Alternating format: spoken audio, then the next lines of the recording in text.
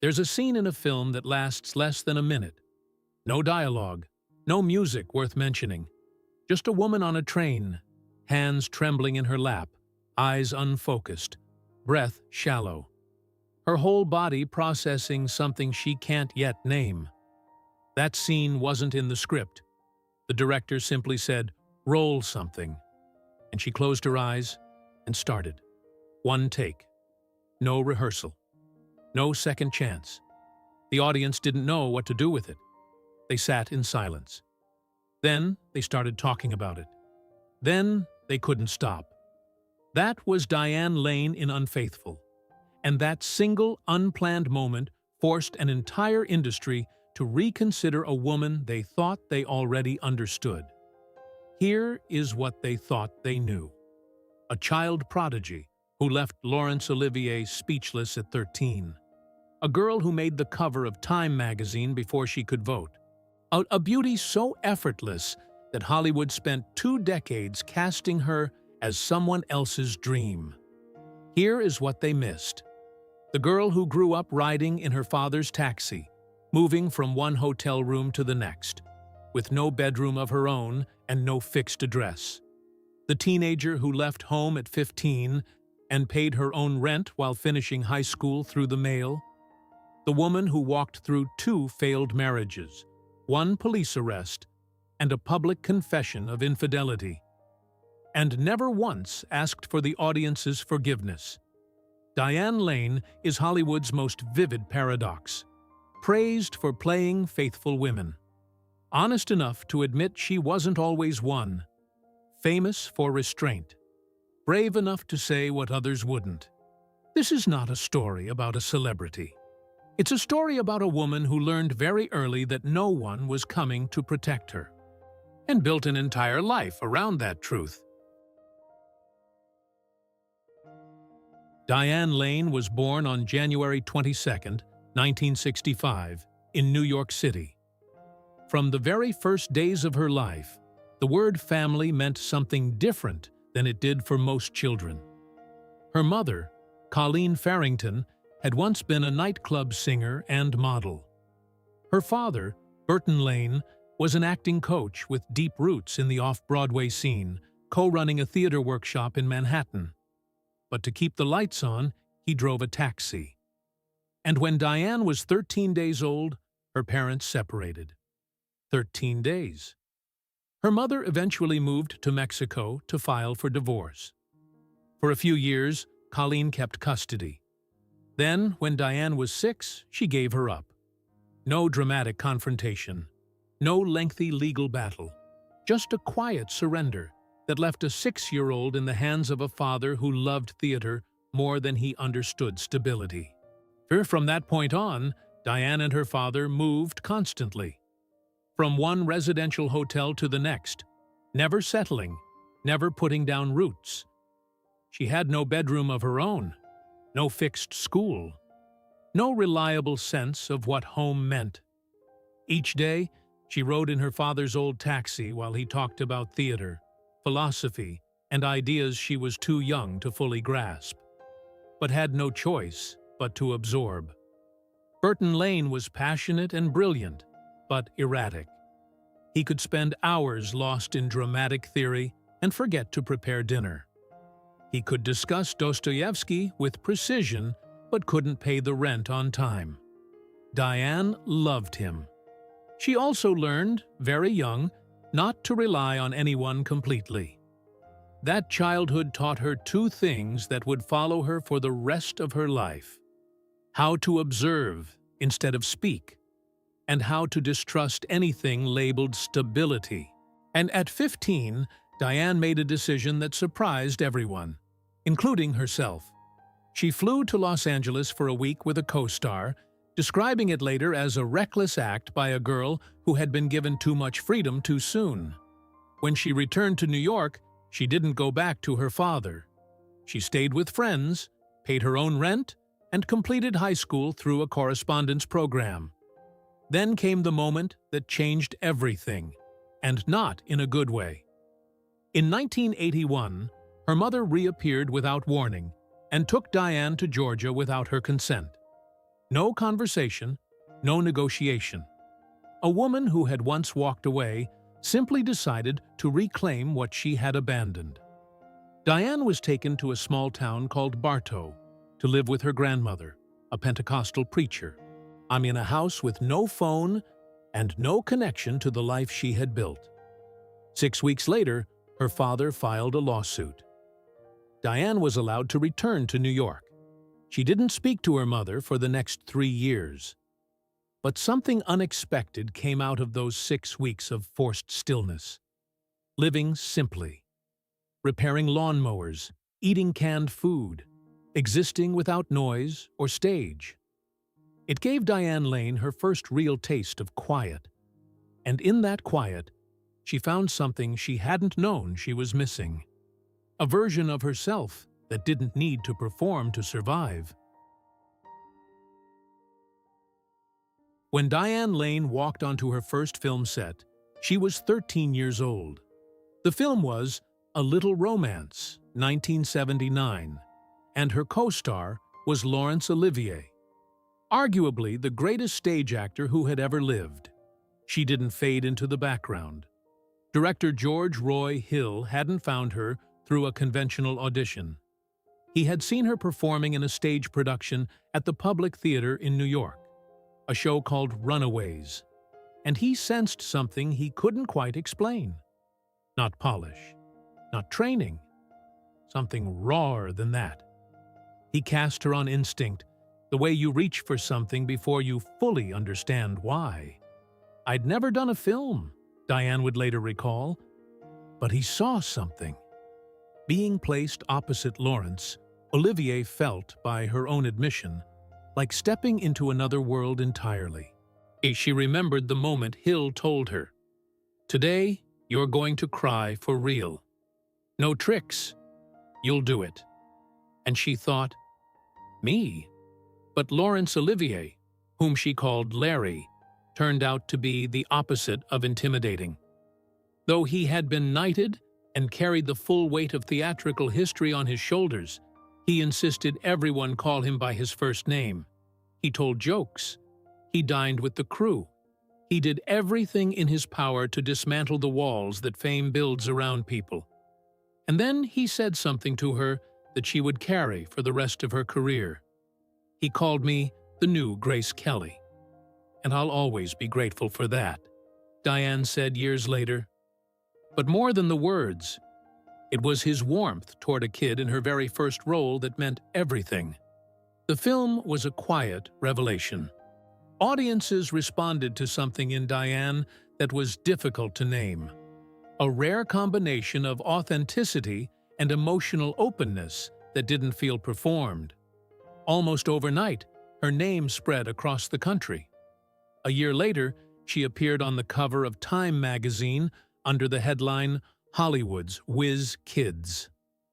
The article described her as a fresh breeze in an era of cinema starved for naturalness and instinct. For Diane, it all happened too fast. "I didn't realize I was crossing a major threshold in my life," she admitted. But looking back, that was the end of my childhood. What followed was a rapid succession of high-profile projects. She became Francis Ford Coppola's muse across 3 consecutive films: The Outsiders, Rumblefish, and The Cotton Club. She worked alongside Matt Dillon, Mickey Rourke, and Richard Gere. She was everywhere. And she was barely 18. But early fame carries a specific kind of danger that no one warns you about. Because the moment the audience falls in love with an image, they begin to believe they own it. Every glance Diane exchanged with a co-star became tabloid fuel. Every role she accepted was measured against the fantasy they had built around her. She was Hollywood's dream girl, which meant she was also Hollywood's property. "I play someone's lover on screen," she said in a rare interview. "That doesn't mean I love them in real life, but a lot of people don't understand that." She began turning down roles that recycled the same image. She kept distance from the press. She chose silence, when silence was the only honest response. It wasn't a strategy. It was survival. And because Diane Lane had walked straight into stardom before she knew what stardom cost. And she had learned faster than anyone should have to. That fame doesn't mean you'll be understood.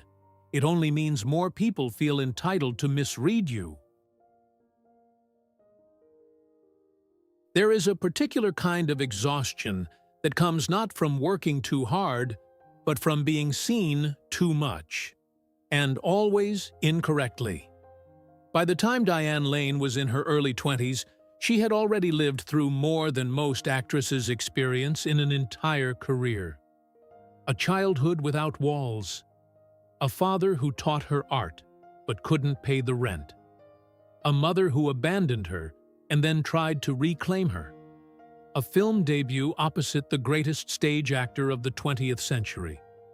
A Time magazine cover before she was old enough to vote.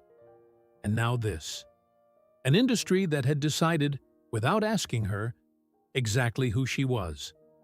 The typecasting was subtle at first. Then it became a pattern. Then it became a cage. Hollywood in the 1980s had a very specific use for a woman who looked like Diane Lane. She was the dream, the ideal, and the girl on the arm of the lead. Beautiful enough to justify the hero's journey, soft enough not to complicate it. She appeared in films, received praise, and was quietly slotted back into the same role with a different title. She was never the story. She was the reason someone else had one. What made it worse was the blurring of lines between Diane Lane, the actress, and the characters she played. Because she brought such genuine emotion to every role, audiences began to believe they knew her, that the warmth on screen was an open door, that the vulnerability she offered the camera was an invitation into her private life. It wasn't. When the audience begins to confuse you with your characters, she once reflected, every choice you make becomes a target. The way you speak, the way you live, the scripts you turn down. So she pulled back. Not dramatically, not with a public statement or a press conference, just quietly, the way she had learned to do everything difficult. By stepping away from the noise without explaining herself to anyone. She turned down roles that asked nothing new of her. She refused interviews that felt like auditions for a version of herself she didn't recognize. She disappeared from screens long enough that critics began writing her off as a cautionary tale. Another prodigy who burned bright and faded. They were wrong, but she didn't correct them, because Diane Lane had understood something by then that most people in Hollywood never do. You cannot protect your essence and your image at the same time. At some point, you have to choose one. She chose her essence, and she waited. She had been waiting for the right role, not a comeback vehicle, not a prestige project designed to remind people she existed. Something real, something that asked more of her than Hollywood had ever been willing to ask. In 2002, it arrived. The film was Unfaithful, directed by Adrian Lyne, and the role. Connie Sumner, a married woman who begins an affair not out of recklessness, but out of a quiet, gnawing emptiness she cannot name. It was unlike anything Diane Lane had been offered before. Connie wasn't a villain. She wasn't a victim. She was something far more uncomfortable. A woman who makes a devastating choice while fully aware of what she's risking. A woman who loves her husband and still walks through the wrong door. A woman the audience could judge, pity, and recognize in themselves. Sometimes, all at once. When Diane accepted the part, she knew it was a risk. Hollywood had spent 2 decades casting women in one of 2 categories, the pure and the fallen. Connie lived in neither, and Diane had to portray that ambiguity without flinching, without the safety net of audience sympathy, and without a single scene designed to make Connie easier to forgive. She did it. But the moment that defined the film, and in many ways redefined Diane Lane's entire career, was never planned. The scene on the train, Connie riding home after her first act of infidelity. No dialogue, no music that announces what to feel. Just trembling hands, shallow breath, and eyes that haven't yet caught up with what the body has done. "We were taking the train back to the station after a take," Diane recalled in an interview, and Adrian Lyne said, "Roll something." And I didn't ask questions, I just closed my eyes and started. One take. No rehearsal, no second chance. That unscripted minute became one of the most discussed scenes in modern American cinema. A textbook example of silent performance. Proof that the most honest emotion is the kind that arrives before the actor has time to shape it. There was no sex scene on the train, Diane said later with a quiet smile, referencing the audience's reaction. But people thought there was. That's the power of emotion through a lens. Unfaithful earned Diane Lane her first Academy Award nomination for Best Actress. Critics called her Hollywood's late-blooming revelation. But for Diane, the real victory wasn't the nomination. It was the shift in perception. She was no longer someone's love interest on screen. She was a woman full of contradictions, capable of loving, betraying, regretting, and confronting herself. And the audience finally had to reckon with all of it. Less than a year later, she returned with Under the Tuscan Sun, 2003. A film entirely different in tone, yet one that took her to another high point in her career. She played Frances, a recently divorced writer who leaves her broken life in America behind and impulsively buys a crumbling villa in Tuscany. Frances isn't searching for a man. She isn't trying to recapture her youth. She is simply trying to find out whether there is anything left of herself worth rebuilding around.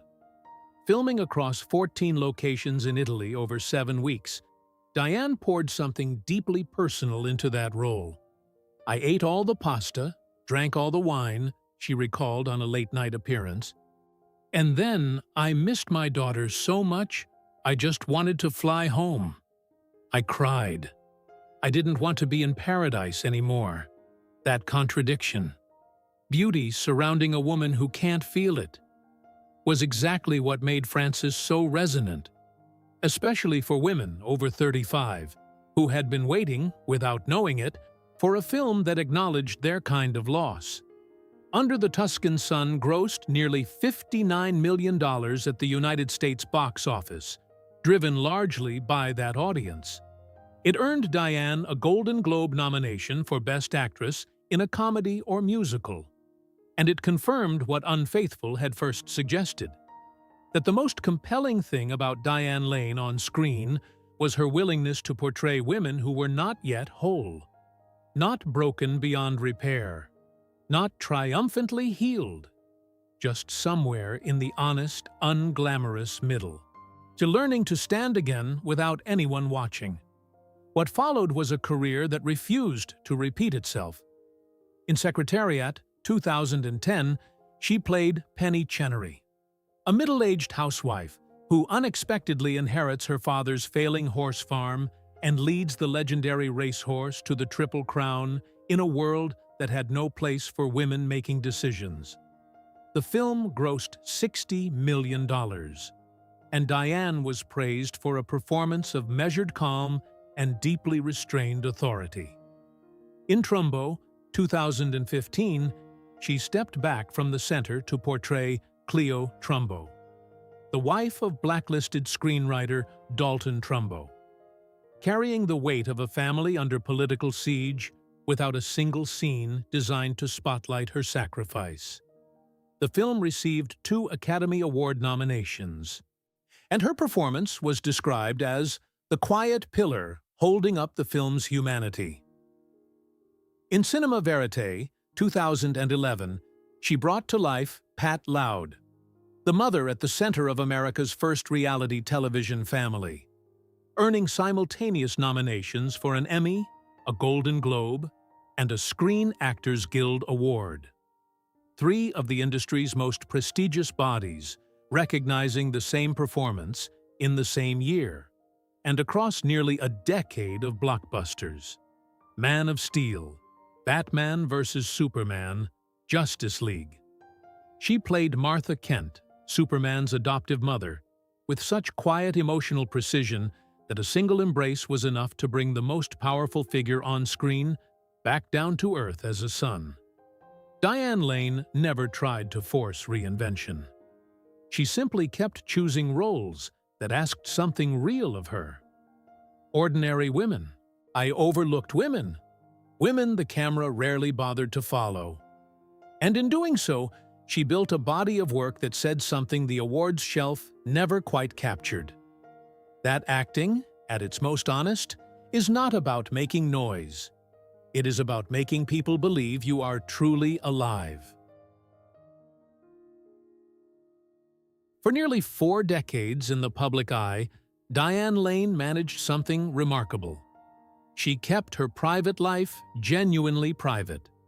Not through careful management or strategic deflection, but through a simple, unwavering refusal to perform her pain for an audience. What lay beneath that composure, however, was anything but simple. The story of Diane Lane and Christopher Lambert began in Paris, 1984. Two actors at separate promotional events in a city that has always had a talent for creating the conditions for something unplanned.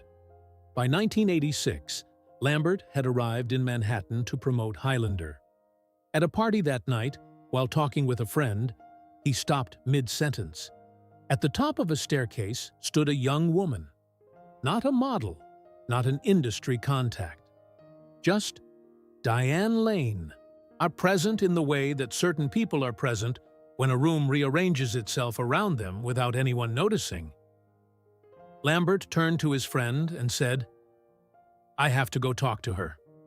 And he did. What followed was the kind of romance that the pre-internet era occasionally allowed. Unhurried, conducted across continents through handwritten letters and long-distance calls, built slowly enough that both people had time to decide they meant it. In 1988, they married without fanfare. No media spectacle, no magazine exclusive. Just two people choosing each other after too much loneliness. In 1993, their daughter Eleanor Jasmine Lambert was born. Diane once described Eleanor as her true north in every major decision. Not because her daughter needed a mother, but because the mother needed someone to anchor her in a world that never stopped moving. But love, even genuine love, doesn't always survive the architecture of two separate lives. Christopher preferred the quiet rhythms of France. Diane was built for the relentless pulse of American cinema. The distance between those two realities widened gradually, then all at once. In 1994, after 6 years of marriage, they divorced. No scandal, no competing narratives in the press, no bitterness made public. For years afterward, Diane spoke of Lambert, only with a quiet warmth that felt entirely unperformed. They stayed in contact. They attended events together where Eleanor was involved. And Lambert, in the years that followed, never seemed to find another relationship quite like it.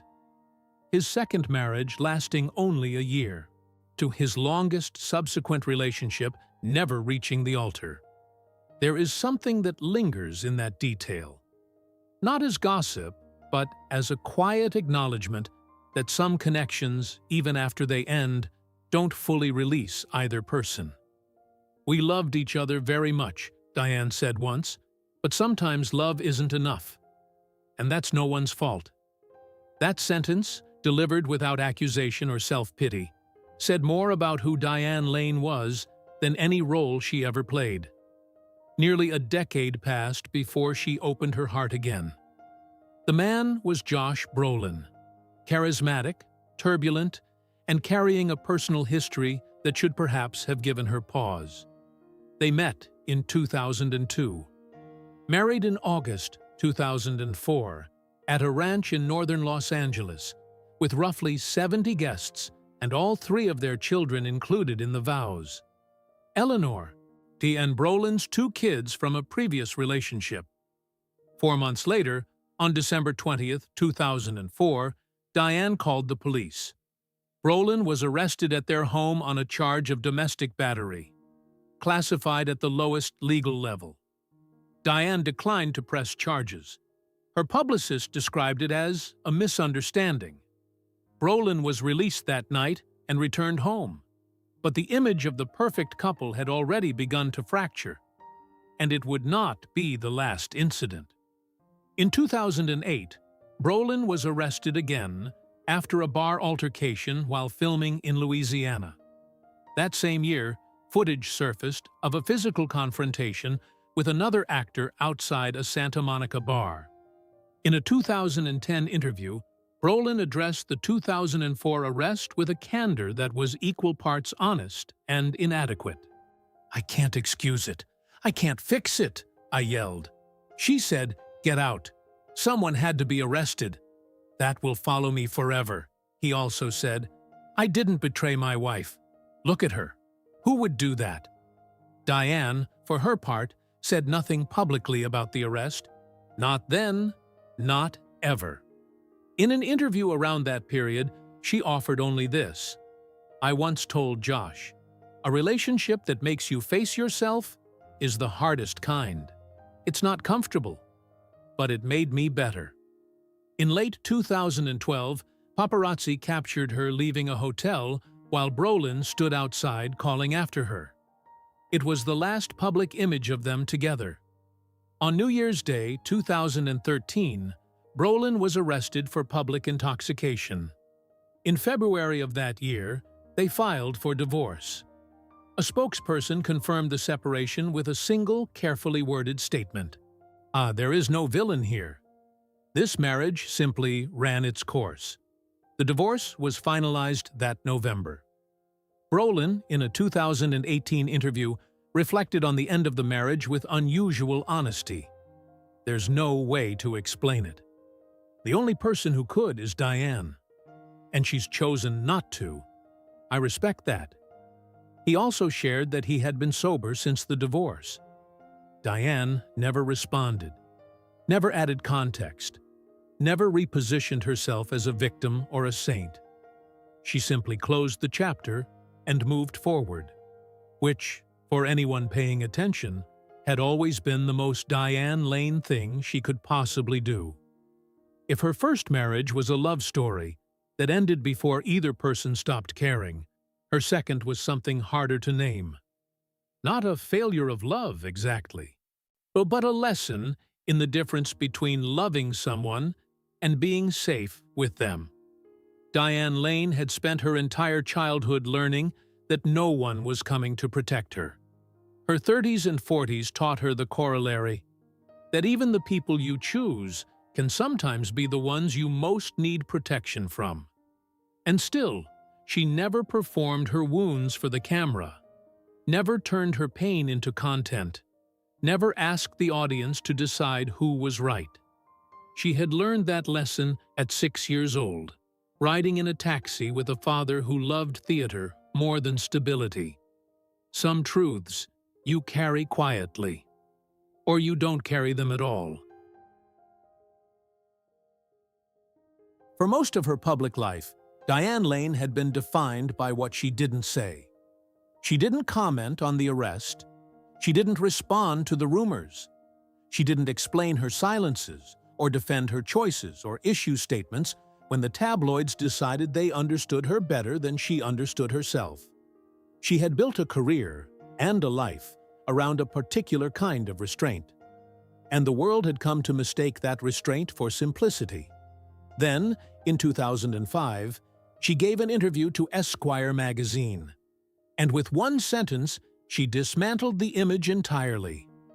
"I had affairs with both Timothy Hutton and Christopher Atkins." No preamble, no carefully constructed context, no publicist-approved framing designed to soften the admission or redirect the conversation. Just a plain, direct statement, undelivered the way you might peel off something you've been wearing too long. Not with drama, with relief. The reaction was immediate and contradictory. Some fans felt betrayed. Some journalists scrambled to reframe everything they thought they knew about her romantic history. Some critics, who had spent years writing about Diane Lane as a symbol of quiet dignity, suddenly had to reconcile that image with a woman who had just admitted, without apology, that she had not always been faithful. But something else happened too. Something quieter and more lasting. People began to see her clearly for the first time. Because the confession didn't change who Diane Lane was. It revealed who she had always been. A woman unwilling to sustain a false version of herself, even when that version was flattering, even when it was easier, even when the entire machinery of Hollywood image management was available to help her maintain it. Since the 1980s, the press had linked her name to half a dozen co-stars. Matt Dillon, Richard Gere, Michael Paré. She had confirmed none of them. Now, with two names, she had reframed all of it. Not as scandal, as honesty. She wasn't the pure victim the public had wanted her to be. She wasn't the loyal wife the roles had implied. She was something more complicated and more human. A woman who had loved imperfectly, made choices she knew were wrong, and decided at 40 that she was done pretending otherwise. That contrast, one critic wrote at the time, between the women she plays and the woman she revealed, makes her a far more layered figure than Hollywood ever allowed her to be. Away from the confession and the cameras, and the real Diane Lane had always been quietly, deliberately ordinary. She collected antique furniture, not as an investment or an aesthetic statement, but because she liked the history embedded in old things. She practiced yoga each morning before the day had a chance to take over. She rode horses on weekends, she walked, she arranged flowers, she read, she cooked badly and freely admitted it, describing her kitchen skills as great at pretending on screen, takeout in real life, and laughing without embarrassment at the gap between the two.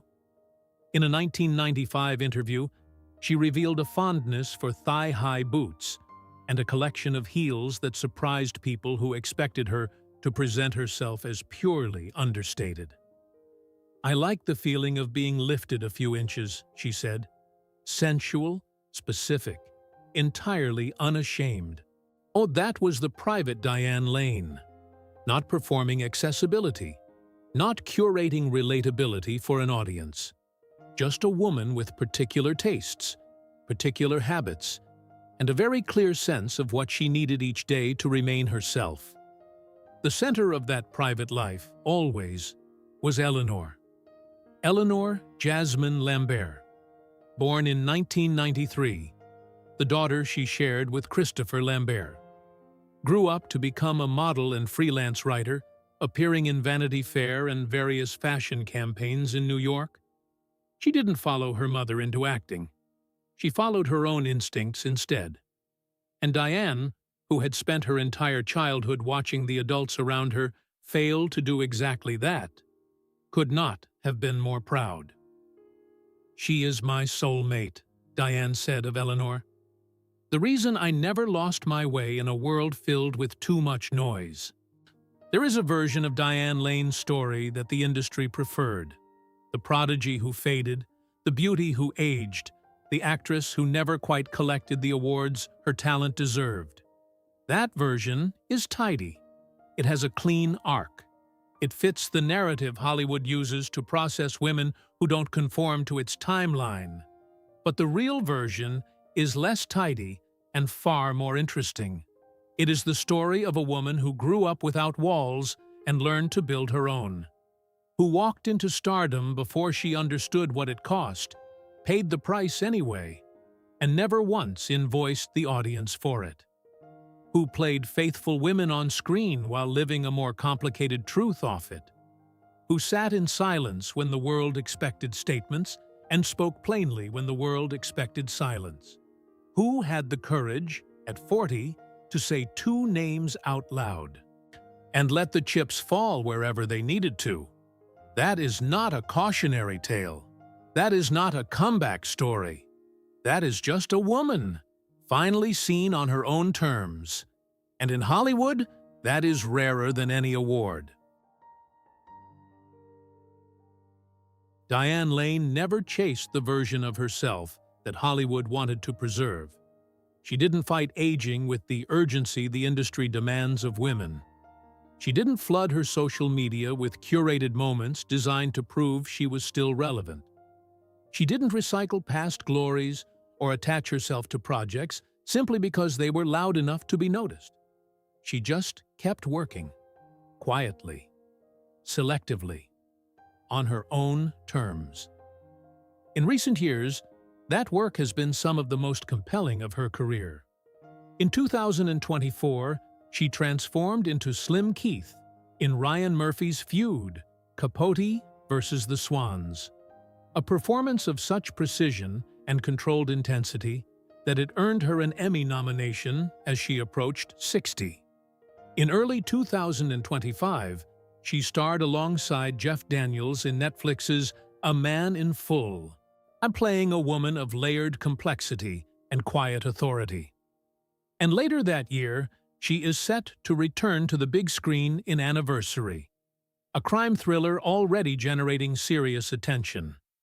None of these projects arrived because Diane Lane campaigned for them. They arrived because she had spent 4 decades building a body of work that made her impossible to overlook, even when she made no effort to be seen. "Aging is a privilege," she said once. "Every wrinkle is a memory." In an industry that worships youth and discards women the moment they stop being convenient symbols of it, those words land differently, not as a resigned acceptance, as a quiet declaration. She lives simply. An old home, morning yoga, horses on weekends, flowers arranged by hand, antique furniture that carries the history of other people's lives, and Eleanor, always Eleanor, the daughter who became a model and writer, who built her own life without following her mother's blueprint, and whom Diane has described as the reason she never lost her way. Diane Lane does not have a shelf lined with major awards. She has something harder to earn and easier to lose: the sustained trust of an audience across 5 decades. When she appears on screen, something settles. Something feels true. She never needed to explain that. She never needed to explain anything. She simply kept showing up, kept doing the work, and kept refusing, with extraordinary consistency, to be anyone other than exactly who she was. In Hollywood, that is the rarest kind of legacy, and it belongs entirely to her.